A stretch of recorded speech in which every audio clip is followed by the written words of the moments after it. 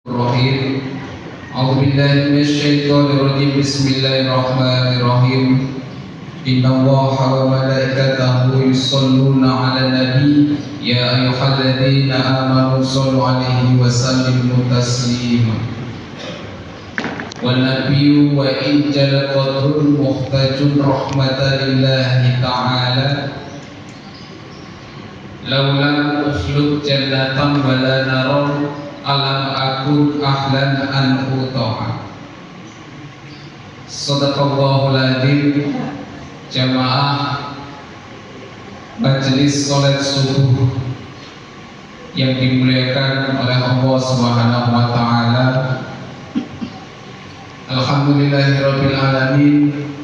Kita ditakdir oleh Allah Subhanahu wa taala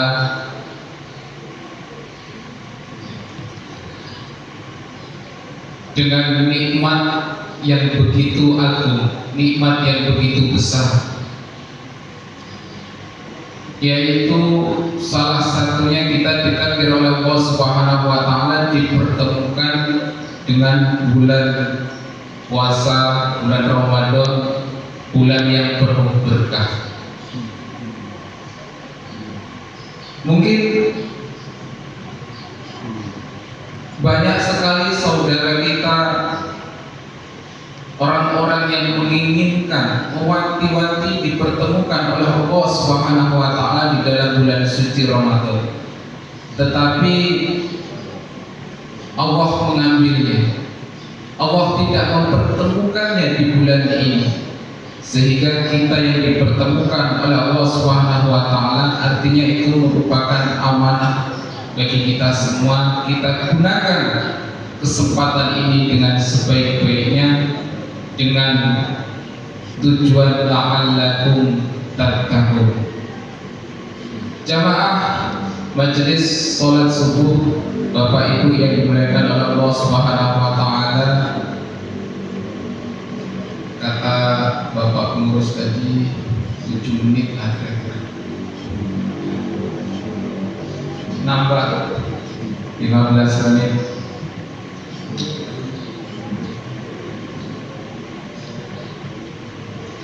Alhamdulillahirabbil alamin. Kita tahulah beberapa jam yang lalu Israel itu menyerang Irak. Dan jam 3 tadi kalau nggak salah berita terupdate-nya Iran balas menyerang Israel. Itu berita terupdate-nya.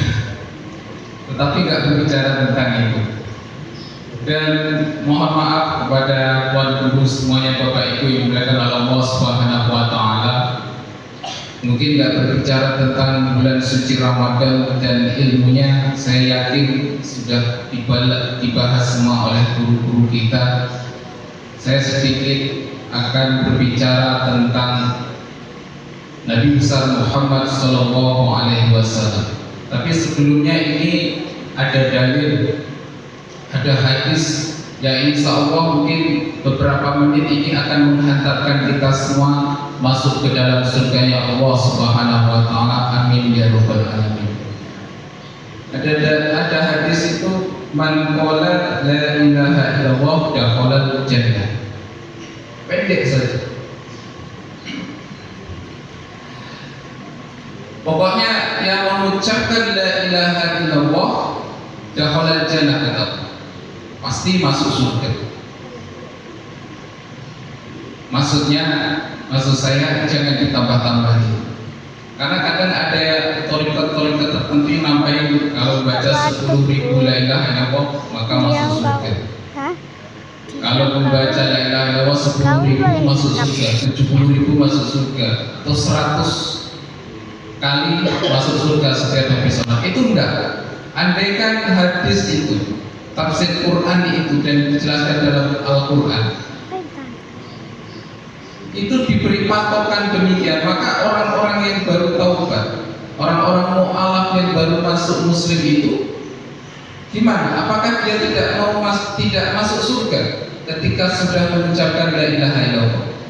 Nah, ini akan menjadi problem besar apabila ini dimaknai secara begitu saja, dingin saja. Makanya harus ada dinamanya dalamnya la ilaha illallah itu harus ada taklim muta'alim, harus ada pembelajaran yang dalam di dalamnya. Karena apa? Karena seandainya la ilaha illallah itu dibacakan dengan tidak menggunakan ilmu, maka itu bisa menjadikan suatu hal yang menyalahi, walaupun tidak disalahkan 100% oleh Allah Subhanahu wa taala. Contohnya misalkan orang-orang dulu, orang tua dulu, misalkan di pedalaman jauh situ, orang tuanya marah habis-habisan kepada anaknya, "Udin, bandelnya kamu nih,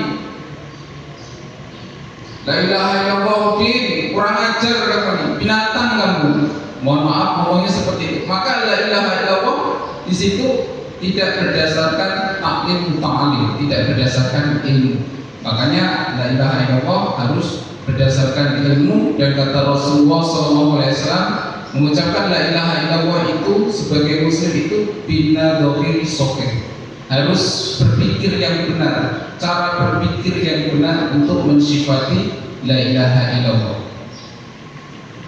Dan kemudian jamaah salat subuh yang dimulaikan oleh Allah Subhanahu wa taala. Terkadang mengapa timbul pertanyaan, mengapa untuk mengatakan Allah Subhanahu wa taala itu Tuhan kita, kita itu membutuhkan surga?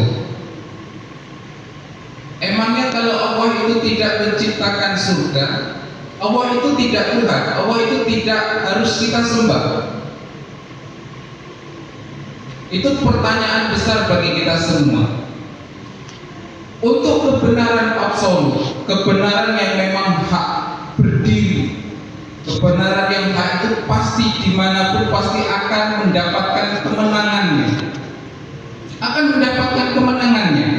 Misalkan salah satu contoh, ada kegelapan yang luar biasa, tapi di situ ada lilin yang kecil, itu akan menjadi terang, menerangi suatu kegelapan itu. Begitu juga yang hak, suatu yang hak itu akan berdiri sendiri dan akan menemukan momentum kemenangannya, dan itu Allah langsung yang akan memberikan kemenangannya. Jadi barang hak itu jangan kita ragukan, maka harus benar-benar kita yakini, walaupun itu diuji, tulul ilmu, tulul amal, diuji lama sekali diuji. Seperti kemenangan Palestina misalkan, diuji begitu lama untuk umat muslim. Tapi yakinlah seperti yang disampaikan oleh Nabi Muhammad, Palestina itu nanti akan secerah mentari yang keluar, secerah matahari yang menyinari bumi, pasti akan mendapatkan kemenangan. Tapi diuji bagi kita semua.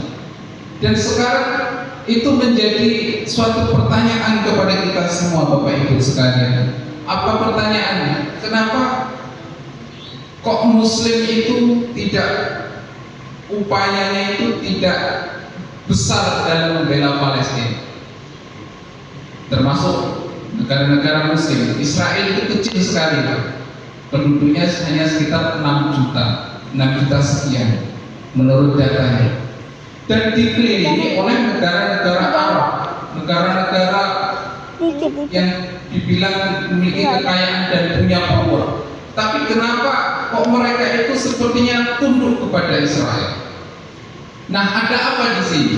Padahal Israel itu di tengah dan kecil sekali dan dikelilingi oleh negara-negara muslim. Nah, itu timbul pertanyaan. Dan sekarang kenapa yang membantu malah golongan Syiah? Yang berani di depan untuk membantu Israel itu adalah golongan Syiah. Itu pertanyaan besar bagi kita, bagaimana itu untuk menguji umat muslim, keimanan kita semua.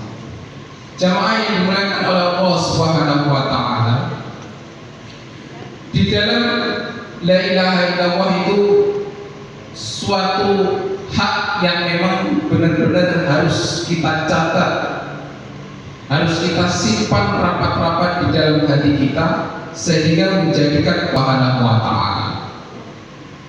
Dan satu hal, ibadah yang sangat tinggi kedudukannya, di dalamnya ada dua ibadah yang memang tidak bisa dikalahkan dengan ibadah apapun.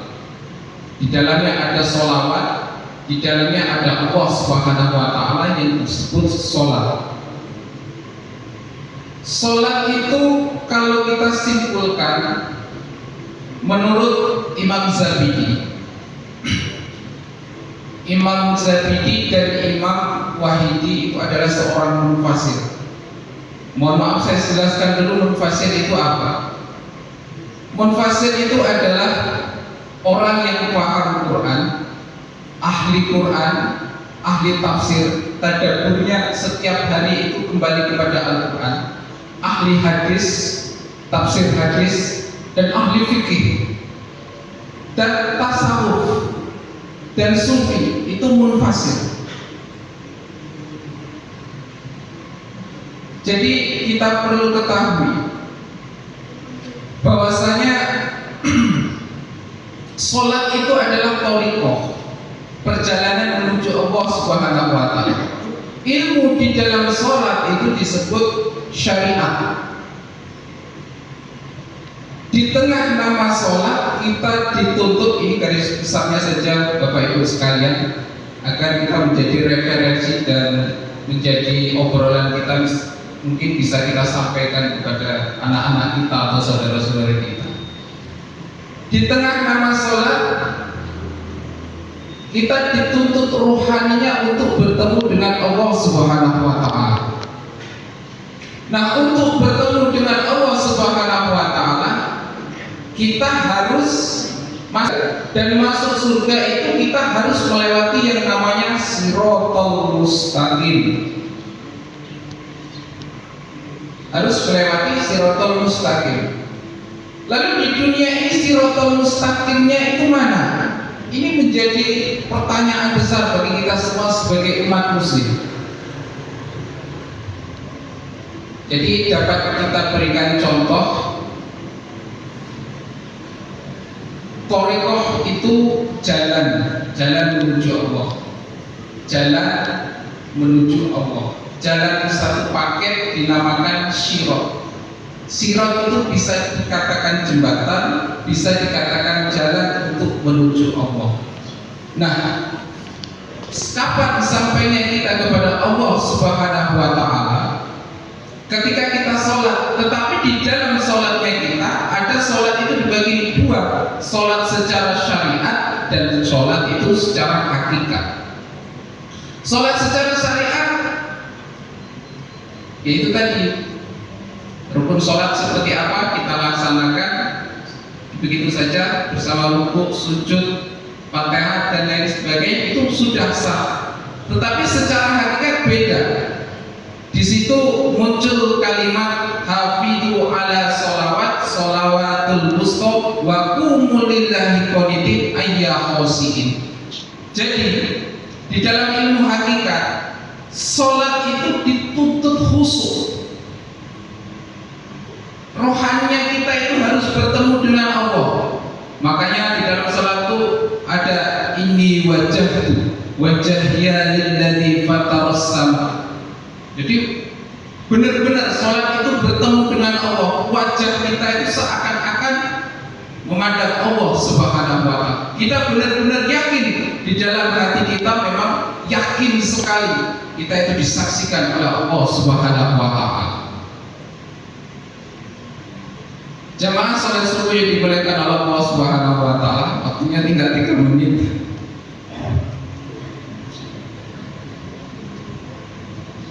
Jadi kita tahu bahwasanya Shiratal Mustaqimnya di dunia itu berdasarkan sholatnya kita. Wajah kita pada saat sholat itu kemana ruh kita menghadap? Kepada Allah atau kepada selain Allah? Kembali kepada ayat tadi, hafidu ala sholawat, dirikanlah sholat, wa qumu lillahi qanitin ayya khosiin. Hafizu ala sholawatul wusta. Ternyata di situ ada penjelasan sholat wusta. Sholat wusta itu apa? Sholat wusta itu adalah sholat yang berkesinambungan, sholat yang terus menerus, tidak putus, terus menerus sholatnya 24 jam itu full, tidak putus. Di dalam Ibnu Katsir, Jalalain, Tafsir Munsir, termasuk di dalam kitab Riyadhus Shalihin, kita mencari referensinya begitu banyak. Ternyata sholatul wusta itu secara babatul jawiyah di kitab orang Jawa itu yang termasuk dikutip oleh Mbah Hasyim Asy'ari dan termasuk juga dikutip oleh Mbah Kyai Muhammad Darwis. Ternyata sholatul wusta itu adalah sholat daim. Sholat daim, duduknya kita sholat, puasanya kita sholat, kerjanya kita sholat, mengedipkan mata kita sholat, makannya kita sholat, jalannya kita sholat, semua sholat, semua kembali kepada Allah.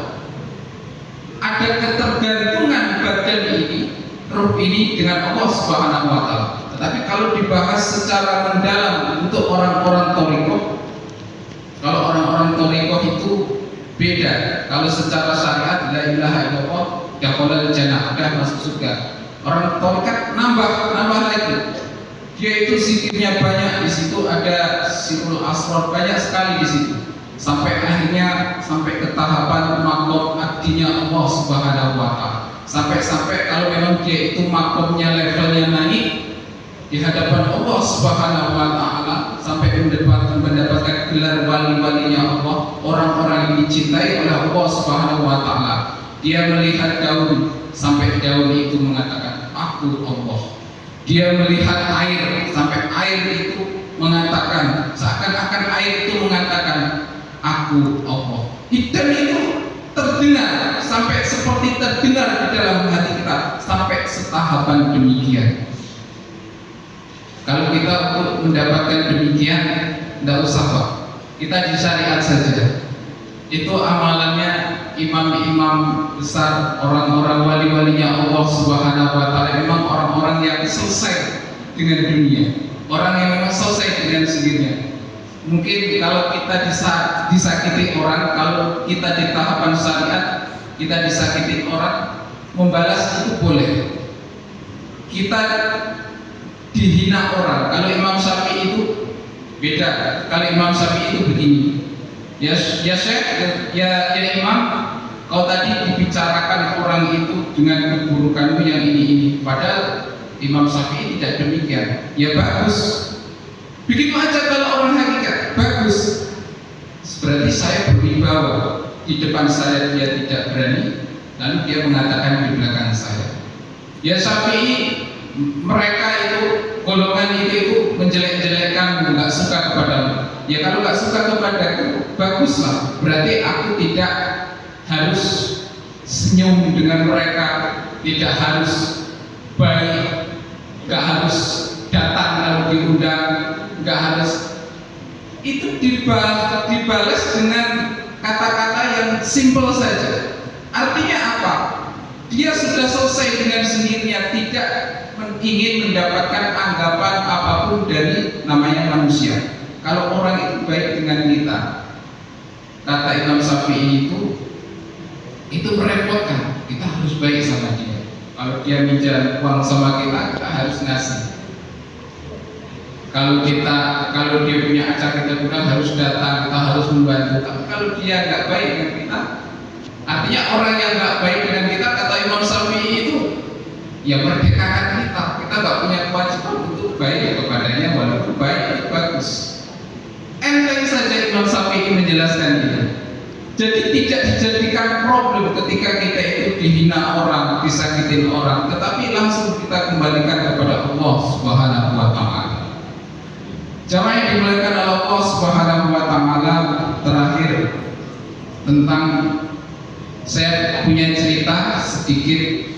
Nabi Muhammad itu adalah orang yang paling bertanggung jawab baik di dunia maupun di akhirat.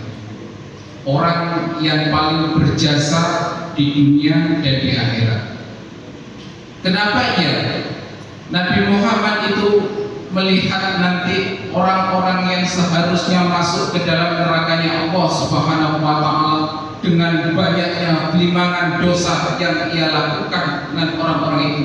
Nabi Muhammad melihatnya, dia datang kepada Allah, sujud begitu dalam kepada Allah, dia minta, ya Allah, jangan masukkanlah mereka ke dalam neraka, mereka adalah umatku.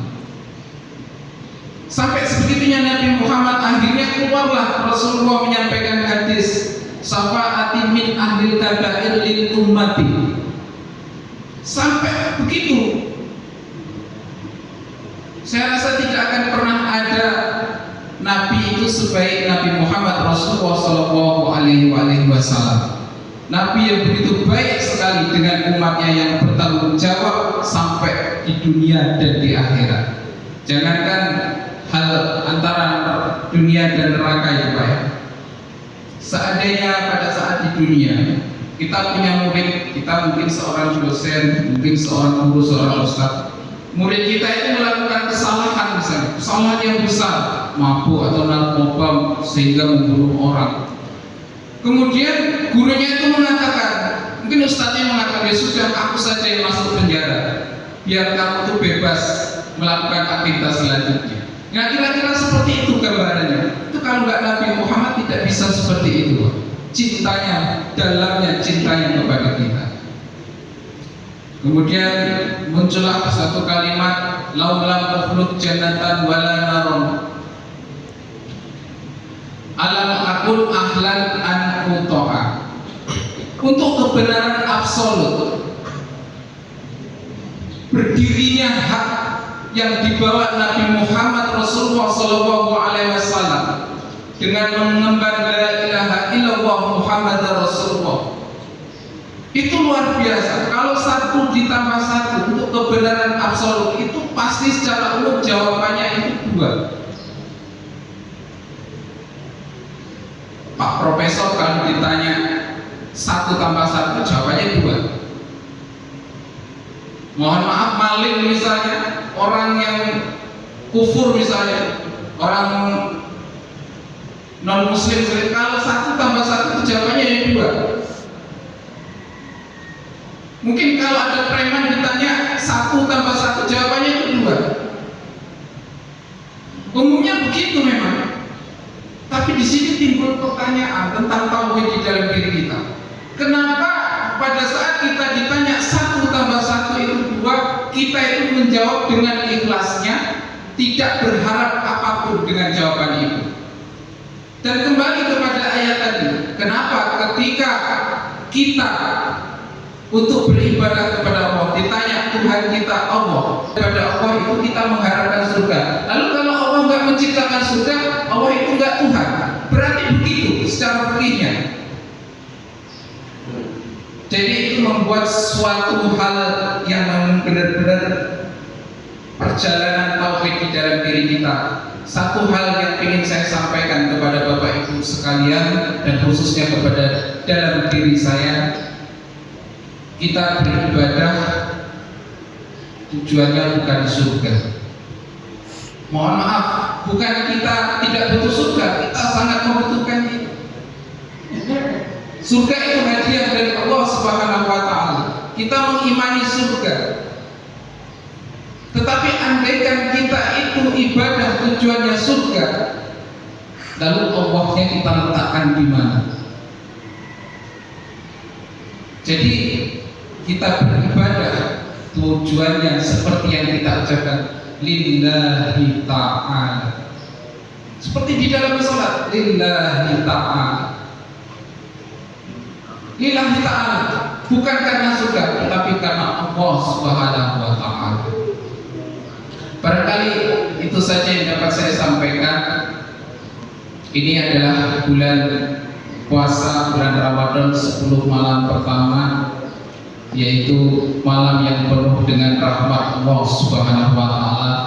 Insya Allah akan kita lewati, dan kemudian kita akan melakukan, mengindahkan perjalanan di malam 10 kedua yaitu penuh dengan ampunan maghfirahnya Allah Subhanahu wa taala. Sampai kita doa bersama-sama Bapak Ibu sekalian, semoga kita disampaikan oleh Allah Subhanahu wa taala di malam 10 terakhir, yaitu tiket pembebasan kita semua, jasad kita dari api nerakanya Allah Subhanahu wa taala.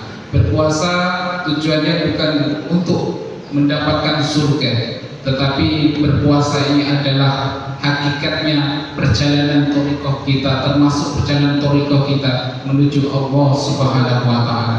Mungkin ada faktor mini subhanahu katsiran wa taufiq wal hidayah. Wassalamualaikum warahmatullahi wabarakatuh.